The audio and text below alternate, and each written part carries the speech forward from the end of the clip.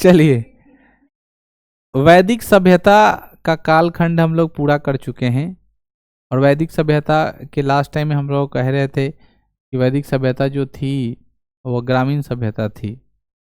और वैदिक सभ्यता को खत्म होते होते, यानी उत्तर वैदिक काल खत्म होते होते, वैदिक काल खत्म होने के साथ साथ एक नए युग की सभ्यता शुरू हो गई। उस युग का नाम क्या रहा? महाजनपद काल। और यह जो है लोह का युग के नाम से जाने लगा। अर्थात आप सभी को पता है कि उत्तर वैदिक काल में क्या कर लिए थे? लौह की जानकारी प्राप्त कर लिए थे, लोहा का उपयोग करने लगे थे, प्रचुर मात्रा में लोहा हम सभी के पास हो गया था ना, लोहा को जानने लगे थे। लोहा हम लोग को कहाँ मिला था? पहली बार उत्तर प्रदेश में। कहाँ मिला था लोहा? कहाँ मिला था? भुला गए? ठीक है, उत्तर प्रदेश में मिला था हम लोग को लोहा। तो ऐसा जो चीज़ें हैं वो धीरे धीरे धीरे धीरे प्रथा चली आई। और अब हम लोग पूरा का पूरा किसमें? महाजनपद काल में आएंगे। वह कौन सा होगा सभ्यता? शहरी सभ्यता होगा। तो सिंधु घाटी सभ्यता भी शहरी सभ्यता, वैदिक सभ्यता ग्रामीण सभ्यता, और फिर महाजनपद काल कौन सभ्यता? शहरी सभ्यता की शुरुआत हो रही बच्चों। देखिए, महाजनपद काल में मैं आपको बताता हूं बौद्ध साहित्य जिसका नाम है अंगुत्तर निकाय एवं जैन साहित्य भगवती सूत्र में 16 महाजनपद की चर्चा पहली बार किया गया। यानी 16 महाजनपद में से वर्तमान समय में 2 महाजनपद गांधार एवं कंबोज महाजनपद भारतीय क्षेत्र से बाहर है, वर्तमान समय में पाकिस्तान में स्थित है। शेष 14 महाजनपद वर्तमान समय में भारत में ही स्थित है। यानी हमारे पास जो 16 महाजनपद हैं, सबसे पहले क्वेश्चन आपसे पूछेगा कि महाजनपद कैसी सभ्यता थी, तो बताइएगा शहरी सभ्यता है। महाजनपदों की संख्या कितनी है, तो बताइएगा 16। महाजनपद होता क्या है? आप सबको याद आ रहा होगा कि जब वैदिक काल की स्थिति थी उसमें जब समाज का निर्माण हो रहा था तो उसके सबसे छोटे इकाई होते थे समाज का, उसका नाम था परिवार। और परिवार के मुखिया को हम लोग कुलीन कहते थे। समझ में आ रहा है ना? तो उसी तरह इन परिवारों को जब जोड़ने लगे ना, जिन परिवारों को जब हम लोग जोड़ने लगे, नगर कहते हैं ना, नगर, परिवार को जोड़ जोड़ के नगर तक पहुंचाते हैं ना शहरी इलाका में। उसी तरह उस जमाने में नगरीकरण था, सत्ता शासन का केंद्र होता था। जैसे कोई भी नेता मंत्री विधायक जब बड़ा अचीवमेंट को प्राप्त करता है तो किसी गांव में रहता है क्या? वो नगर की तरफ बढ़ता है जहां से वो सत्ता का केंद्रीकरण कर सके। बात समझ में आई? तो ये महाजनपद जो है वो सत्ता का केंद्रीकरण करने के लिए, सत्ता को चलाने के लिए, या तुम कह सकते हो शासन प्रणाली व्यवस्था बनाए रहने का एक अलग अलग पार्ट है। समझ में आ गई? तो महाजनपद की संख्या कितनी थी बच्चों? 16 महाजनपद थे। उन 16 महाजनपद में से 2 ऐसे महाजनपद थे जो वर्तमान में किस में चले गए हैं? पाकिस्तान में, जिसका एक नाम है गांधार और दूसरा कंबोज। समझ रहे हो? ये दोनों वर्तमान समय किस एरिया में है? पाकिस्तान में। बाकी 16 में से जो 14 है वो कहाँ है? भारत में। अब आपसे क्वेश्चन पूछेगा कि महाजनपद का चर्चा कहाँ से मिला? तो सबसे पहले हम बात करते हैं बौद्ध धर्म की। किस धर्म की?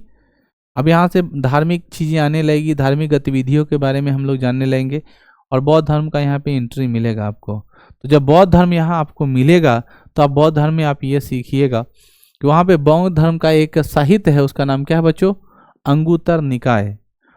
उस बौद्ध साहित्य से हमको मिला, क्योंकि आप लोग को पता है भारतीय इतिहास, प्राचीन भारत के स्रोत में ब्राह्मण साहित्य ग्रंथ के अलावा बौद्ध और जैन ग्रंथ भी है। बात समझ में आई? बौद्ध ग्रंथ और जैन ग्रंथ भी है। तो बौद्ध का जो ग्रंथ है अंगुत्तर निकाय और जैन का जो ग्रंथ है भगवती सूत्र, उसमें 16 महाजनपद की चर्चा मिलती है। और उसी 16 महाजनपद के बारे में हम लोग आज चर्चा कर रहे हैं। तो 2 ऐसे महाजनपद गांधार और कंबोज कहाँ है बच्चों? पाकिस्तान में। दक्षिण भारत में एकमात्र महाजनपद अस्मक था जो आंध्र प्रदेश में गोदावरी नदी के किनारे है, और शेष 13 महाजनपद बिहार, उत्तर प्रदेश, मध्य प्रदेश, हरियाणा और 13 राजस्थान में स्थित है। तो याद रखना, सबसे दक्षिणी जो क्षेत्र होगा, जब दक्षिण भारत में क्लियर हो गया कि अस्मक जो है वो सबसे दक्षिणी क्षेत्र में है, तो सबसे दक्षिणी महाजनपद कौन होगा? अस्मक ही होगा, जो किस नदी किनारे पर है, गोदावरी नदी के किनारे पर है। किस राज्य में है, आंध्र प्रदेश में। आंध्र प्रदेश की राजधानी बच्चों हैदराबाद। ठीक है, ध्यान सुनेंगे। बाकी जो 13 है वो किस किस राज्य में है, तो पहला है बिहार, नाम तो सुने ही होंगे, और यही सबसे बड़ा साम्राज्य का सत्ता का केंद्रीकरण वाला इलाका जो है वो यही रहा है ना। दूसरा है उत्तर प्रदेश, तीसरा है बच्चों मध्य प्रदेश, हरियाणा, राजस्थान। मैप याद है ना रे, ये वाला इलाका की बात कर रहा है ये। ठीक है, बिहार, उत्तर प्रदेश, मध्य प्रदेश की चर्चा कर रहा है, पंजाब, हरियाणा, हरियाणा ऊपर चला गया, और कहाँ बात कर रहा है, राजस्थान। राजस्थान किस इलाका में, पूर्वी दिशा में ना कि पश्चिमी दिशा में, पश्चिमी दिशा में, यानी इस एरिया की बात कर रहा है। ठीक है, तो ये हरियाणा है, बिहार है, उत्तर प्रदेश है, ये आपका राजस्थान का इलाका है। और फिर कौन सा पूछ रहा है, बस तो बिहार, उत्तर प्रदेश, मध्य प्रदेश, हरियाणा और राजस्थान लगभग ये सटा हुआ है। और आंध्र प्रदेश कहाँ मिला, ये तुम्हारा केरल का इलाका है, ये तमिलनाडु का इलाका है, समझ रहे हो ना। ये वाला जो पोर्शन है गुजरात के जस्ट नीचे वाला पोर्शन, वो क्या मिल रहा है, महाराष्ट्र, और महाराष्ट्र के नीचे वाला इलाका कौन है, आंध्र प्रदेश। ठीक है, बीचों बीच तेलंगाना मिले। तो ये वाला इलाका की चर्चा कर रहा है जहाँ पे सबसे उत्तरी जो क्या है, अस्मक है, जो मैं अब यहाँ दिखाऊंगा, अभी मैप में आप लोग देख पाओगे। थोड़ा इसको एक बार देख लेते हैं ताकि आपको समझ में आ जाए। ये क्लियरली आपके पास मैप है, ठीक है ना मैप। ये थोड़ा सा काट करके हटाया हुआ है, आपको समझ में आ जाए तो ठीक, वरना आप भारत के मैप से समझिए, ठीक है ना, वहाँ से आपको ज़्यादा समझ में आएगा। ये मिथिला जो आपका इलाका दिख रहा है ये बिहार की इलाका है, ठीक है। ये श्रावस्ती दिखाई दे रही है जो कौशल की राजधानी है, ठीक है ना। पहले उधर हम पढ़ा देते हैं, तब इधर लेकर के आएंगे, तब आपको ज़्यादा समझ में आएगा। ये बंगाल की खाड़ी दिखा रहा है, मतलब ये पूरा पूर्वी इलाका है, ठीक है। कौन सा इलाका बच्चों, पूरा पूर्वी इलाका। ये रावी नदी है, याद आ रहा होगा, रावी नदी यानी ये पाकिस्तान का इलाका होगा, ठीक है ना, सिंध पंजाब का बॉर्डर होगा, ठीक है। उसके अलावा चिनाब नदी है, मतलब जम्मू कश्मीर का इलाका होगा, पूरा उत्तरी की बात कर रहा है, याद आ रहा है ना। हड़प्पा सभ्यता पढ़े होगे, वे भुला गए, तो वहीं से ना चिनाब नदी पैदा लिया है, ठीक है। अब इधर तक्षशिला है एरिया है, इधर सिंधु नदी है, सिंधु नदी कौन, मोहनजोदड़ो, ठीक है ना। ये इलाका मतलब कहाँ का है, पूर्वी पाकिस्तान, ये पूरा पाकिस्तान का इलाका है, ठीक है। तो वो आप लोग ध्यान में रखिएगा। इधर ही ना कंबोज और गांधार दिखाई दे रहा है ना, आपका जो महाजनपद जो पाकिस्तान का इलाका है वो कहाँ है, गांधार और कंबोज, ये बाहरी है, ये दोनों हैं। तो 16 में से कितने बच्चों, 14 भारत में, 2 कहाँ पाकिस्तान में। इस 16 में से 14 में से एक जो है पूरा दक्षिणी बिहार में है, ठीक है ना, जो अस्मक है, सबसे नीचे आपको मिलेगा। अवंती की राजधानी उज्जैन है, लेकिन ये मध्य प्रदेश का इलाका है। ये जो इलाका है वो किसकी इलाका है, आज के समय महाकाल का जो दर्शन करने जाते हैं ना उज्जैनी, ये मध्य प्रदेश का इलाका है। बात समझ में आई। आपको आना कहाँ है, यहाँ अस्मक, सबसे निचले इलाका में, जो सबसे दक्षिणी पार्ट दिखाई दे रहा है। समझ में आ रही है हमारी बात। ये तभी समझ में आएगा जब आपको मैप याद है, वरना आपको लगेगा ओह क्या हो रहा है, ठीक है, इधर उधर चल रहा है। तो भारत के मैप को आप थोड़ा दिमाग में रखो और इलाका को थोड़ा समझो। चलिए हम लोग आगे बढ़ते हैं। यहाँ पे क्या लिखता है, विश्व की प्राचीनतम विश्वविद्यालय गांधार की राजधानी तक्षशिला में तक्षशिला विश्वविद्यालय है, जिसकी स्थापना राजा तक्ष के द्वारा किया गया था। ये लाइन याद रखिएगा, विश्व की प्राचीनतम विश्वविद्यालय गांधार, गांधार की राजधानी कहाँ थी, तक्षशिला। ये गांधार कहाँ है, पाकिस्तान में। ये उस समय क्या था, महाजनपद था, बंटवारे के बाद कहाँ चला गया, पाकिस्तान का इलाका। गांधार की राजधानी कहाँ है, तक्षशिला। तक्षशिला में क्या बनाएगा, विश्व की प्राचीनतम, मतलब विश्व का सबसे पुराना विश्वविद्यालय का क्या नाम है, तक्षशिला विश्वविद्यालय। की राजा, किस राजा ने बनाया हुआ, तक्ष ने, उन्हीं के नाम पर बनाया गया है। समझ में आ गया।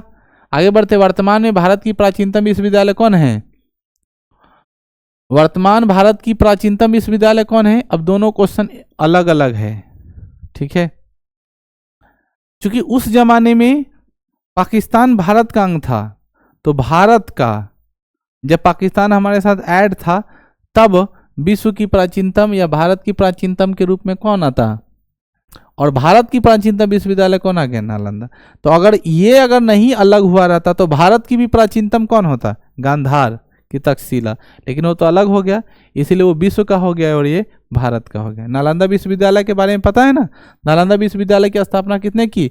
गुप्त शासक कुमारगुप्त प्रथम के द्वारा किया गया, और इसको बर्बाद कौन किया था? बख्तियार खिलजी। कौन खिलजी?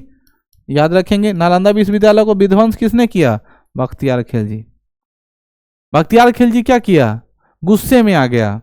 आप लोग तो कहानी सुने होंगे कि बख्तियार खिलजी जो था वो क्या करता था? अल्लाह को बहुत ज़्यादा मानता था। उसकी तबीयत बहुत ज़्यादा खराब हो गई थी, और वो क्या कहता था, ना हम दवा खाएंगे ना कुछ, नहीं हमको ठीक कर दो। बुझे? अब जब दवाई ये नहीं आदमी खाएगा तो उसको कुछ होने वाला है? नहीं होता है। तो वो दिमाग लगाया और तरह तरह के वैद्य आए, तरह तरह के ज्योतिष आए कि किसी तरह ठीक हुआ, जगह जगह फैलाया सब बात कि बख्तियार खिलजी बहुत ज़्यादा बीमार है, जो इसको ठीक कर देगा वो दवा हुआ नहीं खाना चाहता है। तो यही नालंदा विश्वविद्यालय का ना एक वैद्य थे, वो क्या हो गए? तैयार हो गए, बोले हम ठीक कर देंगे। तो जानता था कि सच्चा मुसलमान है, इसको कुरान में बहुत ज़्यादा क्या है? दिलचस्पी है, कुरान बहुत ज़्यादा पढ़ता है। आज भी देखो किसी आदमी का बीमारी उमारी हो जाएगा ना तो जंतर बांधेगा, भगवान के लड्डू चढ़ाएगा। अरे भाई पहले तुम दवा खाओ और लड्डू चढ़ाओ, ठीक बात है, लेकिन पहले दवा खाना चाहिए। लेकिन उन्होंने कहा था हम नहीं खाएंगे चाहे कुछ हो जाए। तो क्या किया? गया और मुलाकात किया उससे, बोला आप तो स्वस्थ हैं, आप भाई लीजिए कुरान, और रोज दिन 3-3 पन्ना ही पढ़िएगा, उससे ज़्यादा नहीं पढ़िएगा, 3 पन्ना से आपको ज़्यादा नहीं पढ़ना है। कुरान दे दिया और वो कुरान पढ़ता था। 2-3 महीने बाद उसके स्वास्थ्य में बहुत ज़्यादा सुधार हो गया और पूरा स्वस्थ हो गया। ठीक है ना, पूरा स्वस्थ हो गया। बख्तियार खिलजी उसको बुलाया और बुलाया कि तुम इतने अच्छे आदमी मिले, देखो हमको कुरान पढ़ाकर ठीक कर दिए, ऐसा होना चाहिए ना वैद्य। तो बोलता है नहीं महाराज, आप दवा नहीं खाना चाहते थे, इसलिए हमको पता था कि जब भी आप कुरान के पन्ने को उलटते हैं तो हर पन्ना को उलटने के बाद जीभ में लगाते हैं ऐसे ऐसे, ठीक है ना? तो हर पेज पर हम दवाई लगा दिए थे, और जब भी आप करते थे 3 पेज तक जीभवा में दवाइयाँ लग जाता था और आप ठीक हो गए। उसको बहुत ज़्यादा गुस्सा आया, बहुत ज़्यादा गुस्सा बख्तियार को। बोला ये ऐसा ही था विद्वान है यहाँ पे। बोला हम ही को मत देखिए, नालंदा में और हमसे बहुत ज़्यादा विद्वान है, जिसके दवाई में ताकत में ऐसे ऐसे पुस्तक पढ़े हुए, क्या पढ़िएगा। बख्तियार खिलजी को लगा बाप रे तो बहुत कुछ हो जाएगा, ठीक है ना, मेरा साम्राज्य पूरा चौपट कर देगा। सीना उना लेके गया, नालंदा विश्वविद्यालय को जरा के खत्म कर दिया, आग लगा दिया, पुस्तकालय में पूरा बर्बाद हो गया। तो बनाने वाला आदमी के साथ साथ बिगाड़ने वाला भी आदमी का नाम याद रखना पड़ता है। कुमारगुप्त, गुप्त वंश के साथ साथ प्राचीन भारत में पढ़ना है गुप्त वंश, ठीक है ना। उसी गुप्त वंश के राजा थे कुमारगुप्त, जिसने किसकी स्थापना की थी? समझ में आया? तक्षशिला विश्वविद्यालय की स्थापना राजा तक्ष ने किया था, जबकि नालंदा विश्वविद्यालय की स्थापना गुप्त वंश के किसने किया था?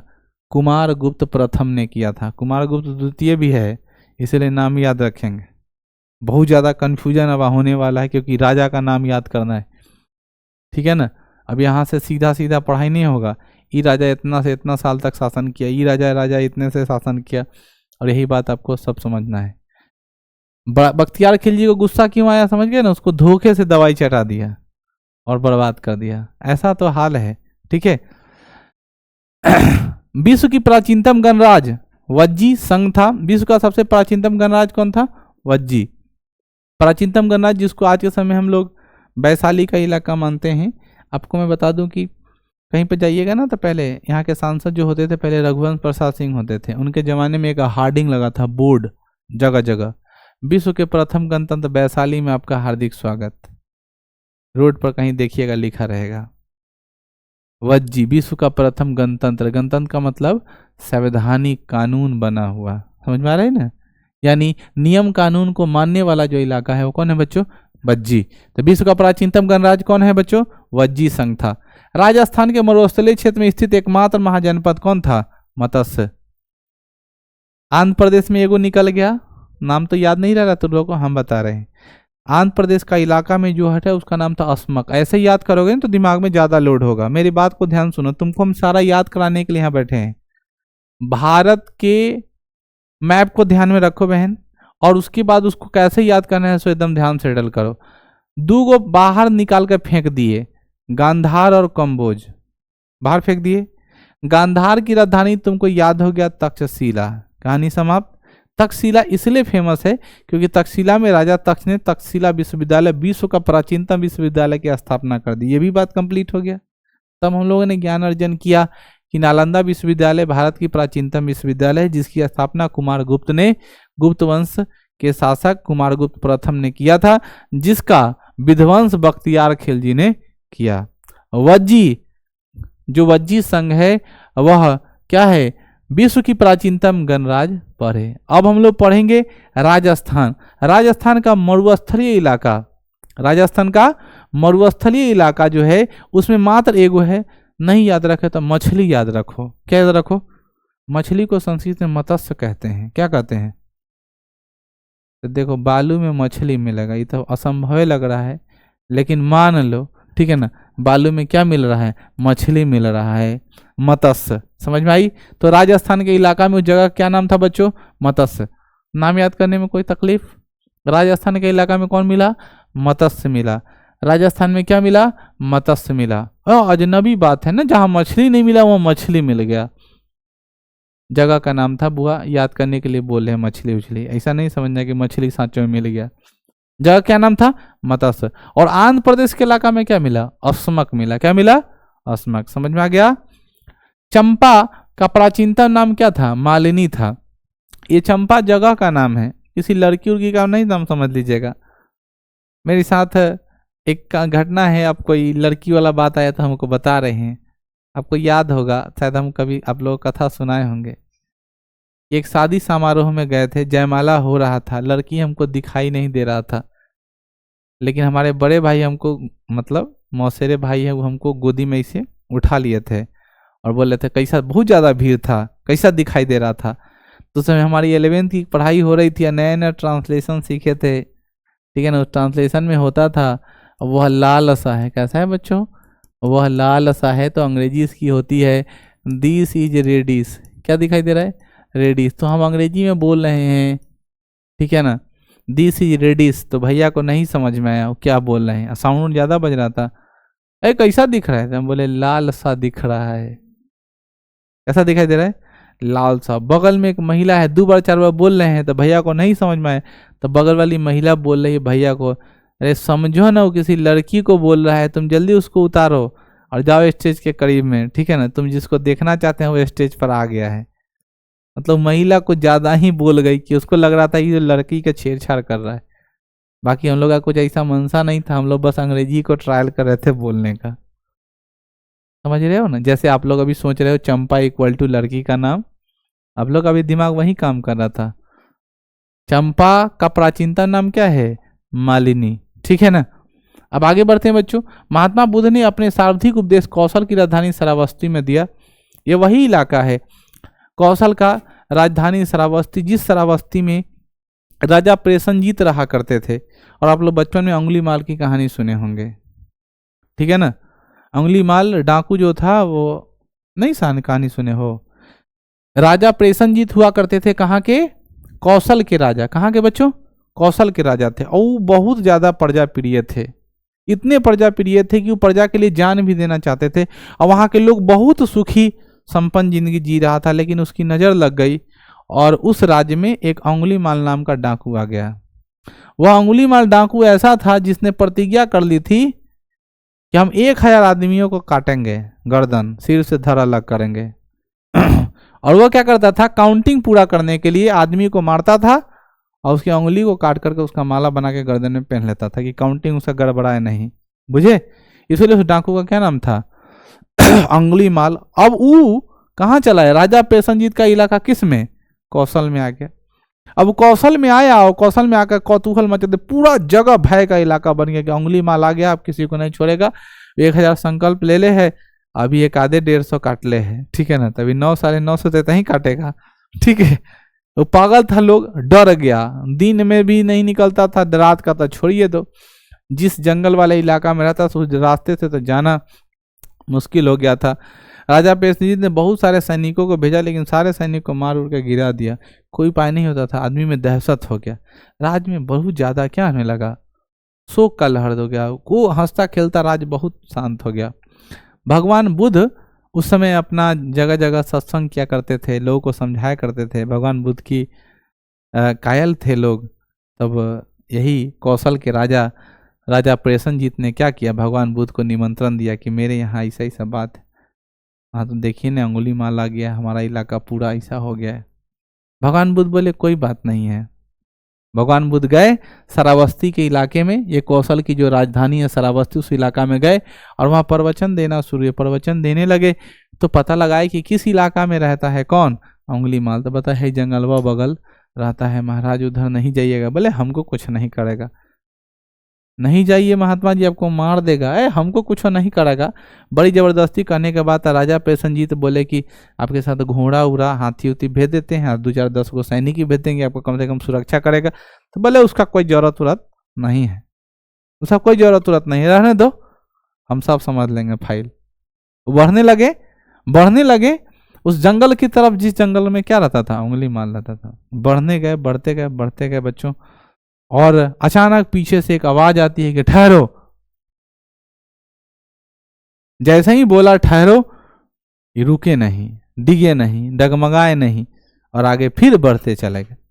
फिर आवाज आया ठहरो, फिर भी नहीं रुके और फिर आगे बढ़ते रह गए। इस बार ठहरे आगे से आकर, मतलब अंगुलीमाल आगे आया और सामने एक बड़ा विशाल काय, बड़ी बड़ी मूछें, विकराल बाल, गर्दन में मुंड की मालाएं, खोपड़ी उपड़ी पहने हुए, अंगुली का माला पहने हुए, हाथ में बड़ा सा तलवार रखे हुए, सामने हंसता हुआ और बड़ी दहाड़ मारते हुए कि तुम्हारा दिन अब अंतिम है, ठीक है ना, तुम इस तरफ आ गए हो, ठीक है। और इतनी ही तुम्हारी हिम्मत कि हम बार बार ठहरे ठहरे बोले, तुम आगे रुक भी नहीं रहे हो, बढ़े जा रहे हो। महात्मा बुद्ध के मुंह पर है ना प्रसन्नता झलक रही थी, बहुत मुस्कुरा रहे थे, ठीक है, चेहरे पर थोड़ा भी घबराहट नहीं दिख रही थी, हंस रहे थे। और सामने कौन था, बड़ी खूंखार डाकू डकैत जो मारने वाला इनको। वार्तालाप होने लगती है, वार्तालाप होने के साथ साथ, अरे तुमको मौत देकर डर वर नहीं लग रहा है, सामने हम हैं, तुमको भी मारेंगे, डर नहीं लग रहा है। तो भगवान बुद्ध कहते हैं क्यों, मौत से क्यों डरना, आज हम हैं, सबको मरना है, आज मरेंगे कल मरेंगे, लेकिन हमारी कुछ अंतिम इच्छा है, तुम उसको पूरा करो। वहीं पेड़ की डाल रहती है और पेड़ की शाखाएं रहती है, और वहाँ पे कहता है क्या कि अंगुलीमाल को कहते हैं कि जाओ, मेरी छोटी सी ख्वाहिश है कि नहीं, पेड़ का जो डाल है ना उसमें से टहनी तोड़ करके लेके आओ बस। अंगुलीमाल बहुत हंसने लगता है, कहता है कि तुम मौत देख के तुम्हारा मती मारा गया है, तुम नर्वस हो गए, पगला गए, बातूनी बात बोल रहे हो, इतना छोटा काम हमको दे रहे हो कि एक डाल तोड़ के ले आ दो। वो हंसने लगा अंगुलीमाल, बोले कोई बात नहीं है, तोड़ दो। तोड़ करके लिया करके रहता है, लो, बोलता नहीं काम मेरा खत्म नहीं हुआ है, अब इसको जाकर के जोड़ के आओ। माता बुद्ध क्या बोले, अब इसको जाकर के उसको जोड़ के देखे। अंगुलीमाल डाल पकड़ के बोलता है ये पॉसिबल है, ये कभी संभव नहीं है कि हम उसको जाएं और जोड़ दे, लगा दे। तब भगवान बुद्ध उसको समझाना शुरू करते हैं, बताना शुरू करते हैं धर्म की बात, मार्मक की बात। जब तुम किसी को तोड़ नहीं सकते तो जोड़ते क्यों हो, जोड़ नहीं सकते तो तोड़ते क्यों हो। जब किसी व्यक्ति के अंदर तुम्हें प्राण डालने का अधिकार नहीं है तो तुम किसी व्यक्ति को मारने का भी तुम्हें अधिकार नहीं है। ऐसी बहुत सारी मार्मिक बात कर करके इतना ज़्यादा समझाया गया कि भगवान बुद्ध के चरणों में वो गिर पड़ा और वो काट मार को छोड़ करके बौद्ध धर्म को अपना लिया और कौशल की श्रावस्ती सुखमय जीवन दे गया। भगवान बुद्ध कौशल की श्रावस्ती में सबसे ज्यादा उपदेश इसलिए दिए थे क्योंकि अंगुलीमाल को ले लेकर के साथ में बउआते थे वो, और सबको कहते थे कि जब इतना बड़ा राक्षस भक्षी आदमी संत बन सकता है, बदल सकता है, तो तुम तो कुछ और हो, एग्जाम्पल, ठीक है ना, ठीक है ना।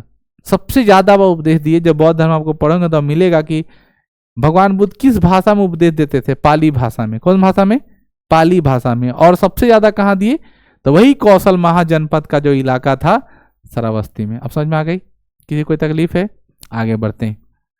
अगला जो इलाका है जिसका नाम है वज्जी। वज्जी 8 कुलों का एक संघ था। वज्जी कितने, 8 कुलों का। और ये वही वज्जी है जो विश्व का प्रथम क्या था बच्चों, गणतंत्र था। मल की राजधानी कुशीनगर में महात्मा बुद्ध का महापरिनिर्वाण हुआ है। कुशीनगर उस जमाने में कुशीनगर उत्तर प्रदेश में है, इसे कुशीनारा के नाम से जानते हैं। भगवान बुद्ध का मृत्यु जो हुआ है, महापरिनिर्वाण का अर्थ होता है मृत्यु। वर्ड थोड़ा अजीब टाइप का रहता है, तो तुम लोग हिस्टोरिकल वर्ड नहीं समझते, डायरेक्ट मृत्यु समझ में आएगा। महापरिनिर्वाण का मतलब क्या होता है? महापरिनिर्वाण का अर्थ होता है भगवान बुद्ध की मृत्यु। भगवान बुद्ध की जो मृत्यु हुई है वह कहाँ हुई है बच्चों? कुशीनारा उत्तर प्रदेश में, उसे कुशीनगर के नाम से जानते हैं। ठीक है, उस जमाने में कुशीनारा था और अभी क्या बोलते हैं? कुशीनगर बोलते हैं। वो किस जगह की राजधानी है? मल की। मल भी अपने आप में क्या था? एक महाजनपद था। ठीक है, 4 राज्यों में महाजनपद का बहुत सारे पार्ट तेजी से फैला हुआ है।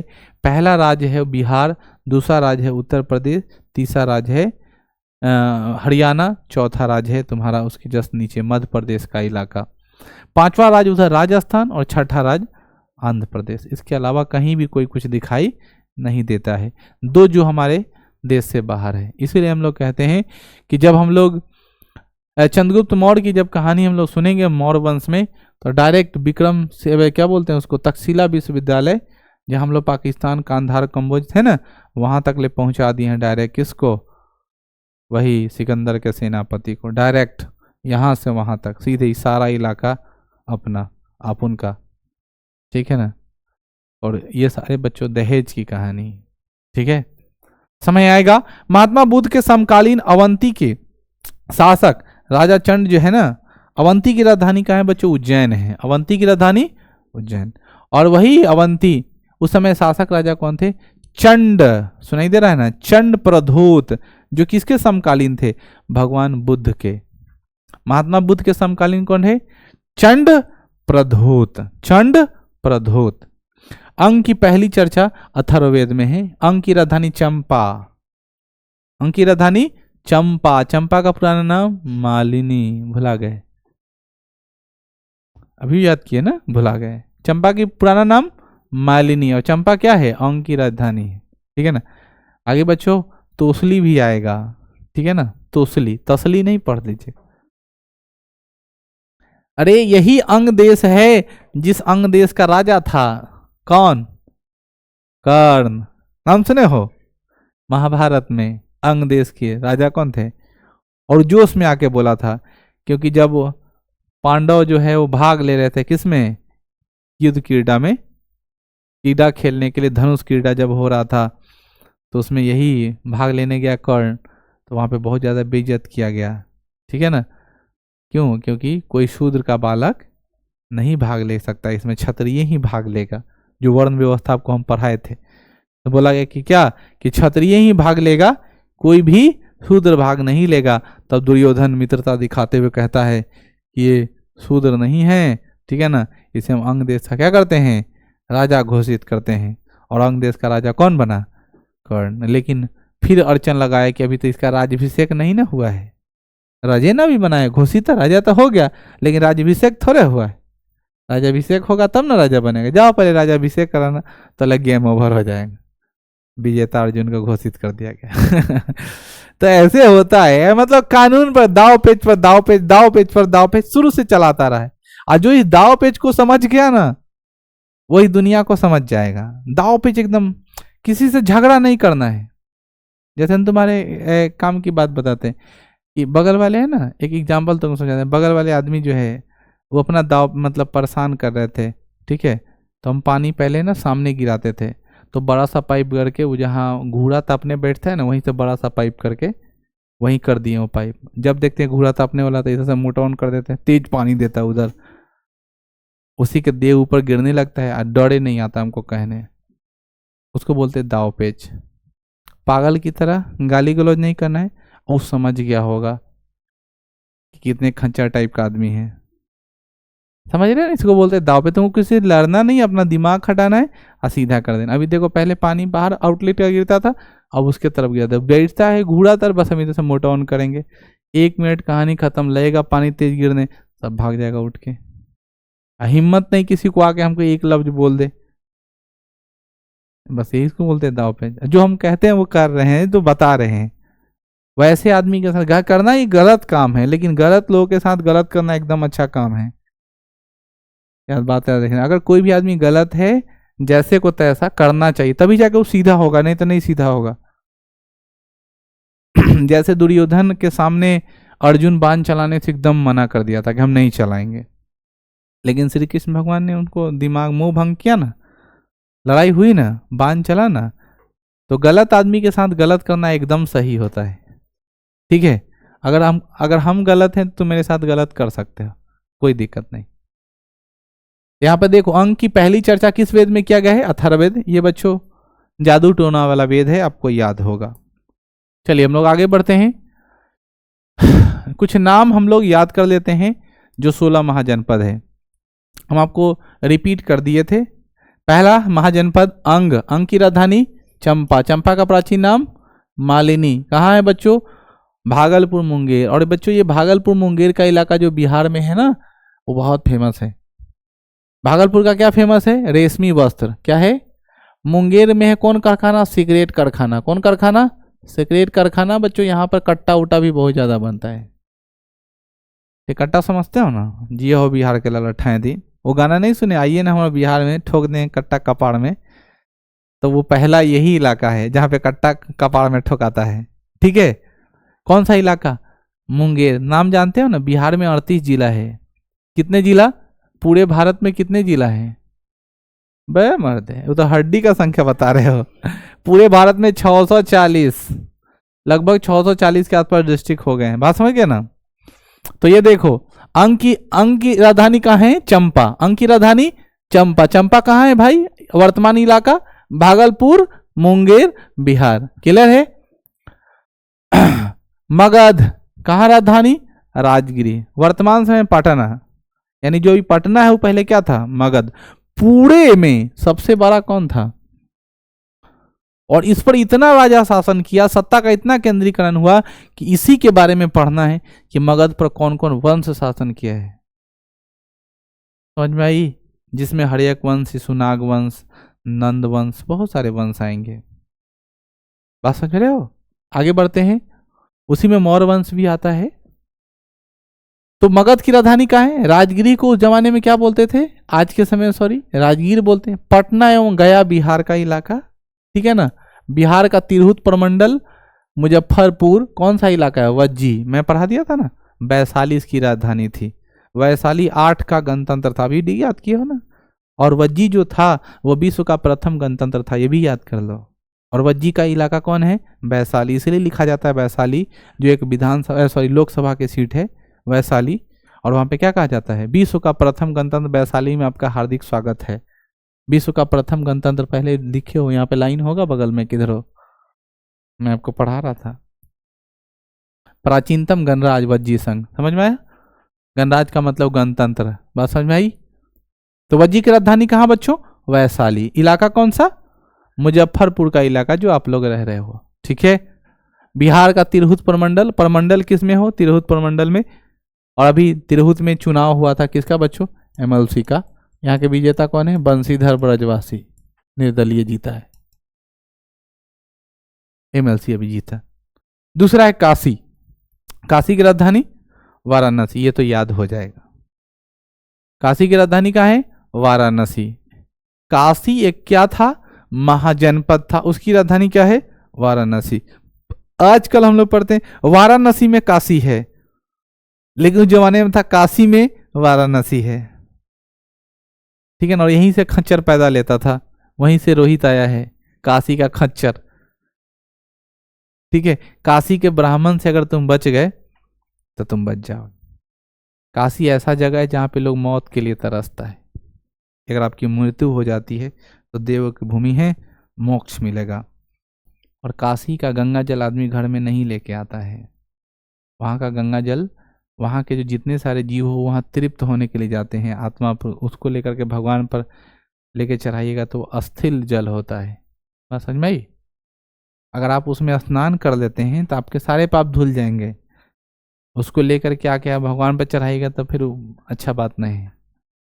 बात समझ में आई? इसीलिए काशी से जल लोग लेके नहीं आता है, दूसरे अलग अलग ज्योतिर्लिंग से आप जल लेकर के आई, धार्मिक मान्यता है।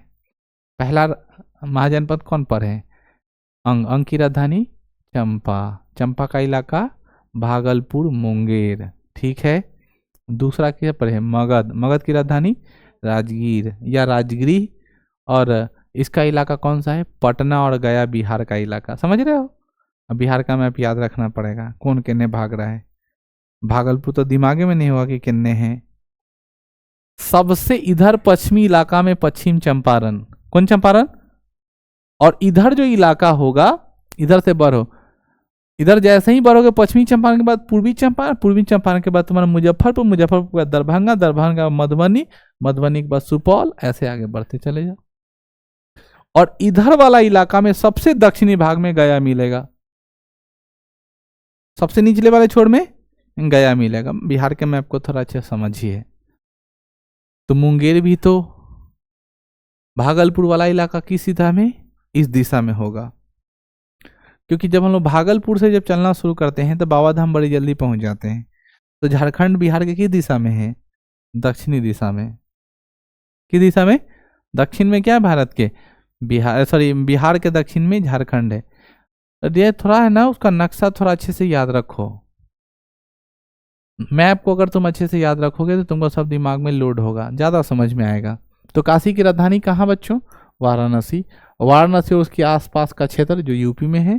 कौशल की राजधानी श्रावस्ती, कुशावती, अयोध्या और फैजाबाद।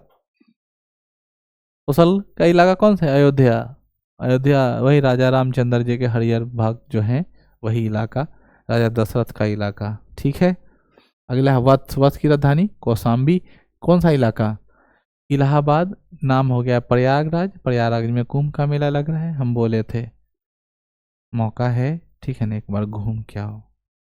भुला गई तो कोई बात नहीं, वापस आ गई फिर भी कोई बात नहीं, हम जुआ खेलने के लिए तैयार है, एक बार जाओ।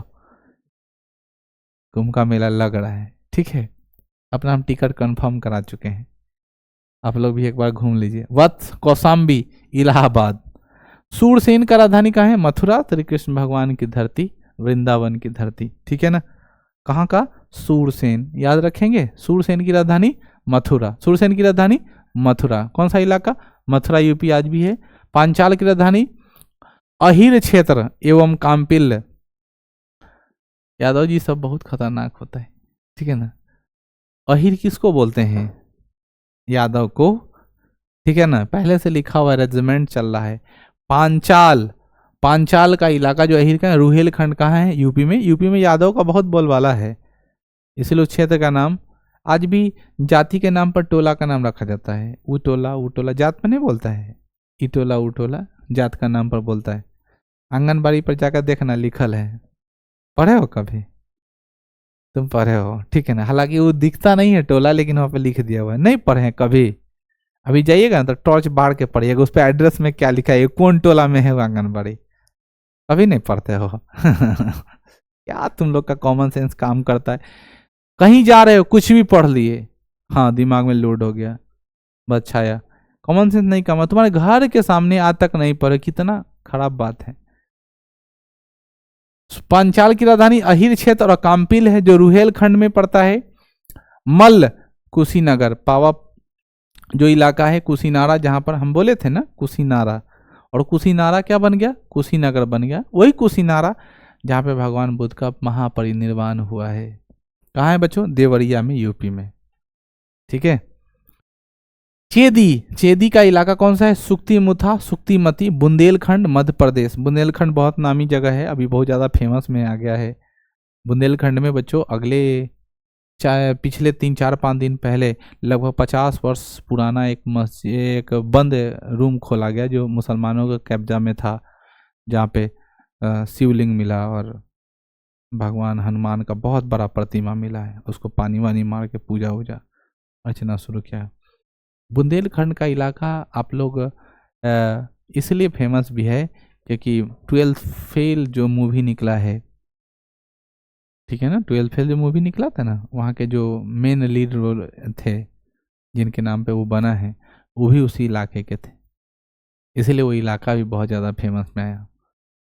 जिनके जीवनी पर ये कहानी बनाया गया है, मनोज नाम है उनका, ठीक है ना, वो वहीं के थे, इसलिए बुंदेलखंड का इलाका बहुत फेमस है। वो इलाका धुआं धुआं करने वाला इलाका है। हर के घर में रहता है, मध्य प्रदेश का इलाका। वो जमाने से भी अपने आप में है। ठीक है, कौन सा? चेदी, शक्तिमुखी और बुंदेलखंड मध्य प्रदेश में पड़ता है। अवंती की राजधानी उज्जैन पढ़ा दिए हैं।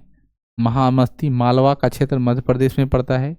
कुरु की राजधानी इंद्रप्रस्थ हरियाणा में, कुरुक्षेत्र जिसको हम लोग बोलते हैं ना, जहाँ पे महाभारत की युद्ध हुआ था, तो कुरु की राजधानी कहाँ है? इंद्रप्रस्थ। कहाँ है?